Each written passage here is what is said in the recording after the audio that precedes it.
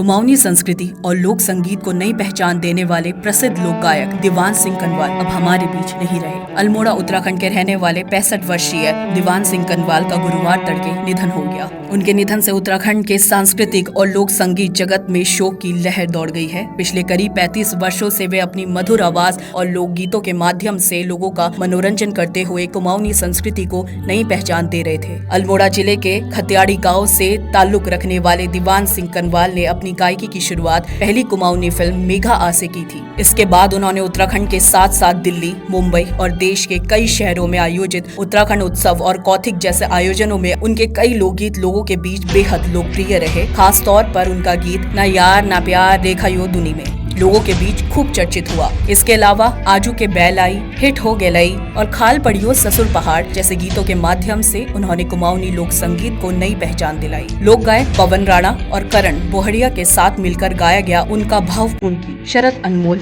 Social media पर काफी viral हुआ था। दीवान सिंह कनवाल ने साल 1983 में एमकॉम की पढ़ाई पूरी की थी और आगे चलकर बीएड भी किया। उन्होंने आकाशवाणी से संगीत की उच्च ग्रेड परीक्षाएं भी उत्तीर्ण की। उनकी प्रतिभा को सबसे पहले स्वर्गीय जीवन बिष्ट ने पहचाना और उन्हें फिल्म मेघा आ में गाने का मौका दिया। यहीं से उनकी संगीत यात्रा शुरू हुई। वे सिर्फ गायक ही नहीं बल्कि रंगमंच से भी गहराई से जुड़े रहे। उन्होंने बचपन से ही रामलीला में विभिन्न किरदार निभाए और बाद में प्रसिद्ध रंगकर्मी मोहन उप्रेती के साथ काम करते हुए रंगमंच की बारीकियां भी सीखी। उनके निधन पर मुख्यमंत्री पुष्कर सिंह धामी ने गहरा दुख व्यक्त किया है। मुख्यमंत्री ने कहा कि दीवान सिंह कनवाल का निधन उत्तराखंड की लोक कला और संस्कृति जगत के लिए अपूर्णीय क्षति है। वहीं केंद्रीय राज्य मंत्री अजय टम्टा ने भी उनके निधन पर शोक जताते हुए कहा कि उनकी मधुर आवाज ने कुमाऊनी लोक संगीत को देश विदेश तक पहुंचाने में अहम भूमिका निभाई। दीवान सिंह कनवाल का जीवन लोक संस्कृति के संरक्षण और संवर्धन के लिए समर्पित रहा। उनके जाने से उत्तराखंड के संस्कृति जगत में एक बड़ी कमी पैदा हो गई है जिसे भर पाना आसान नहीं होगा।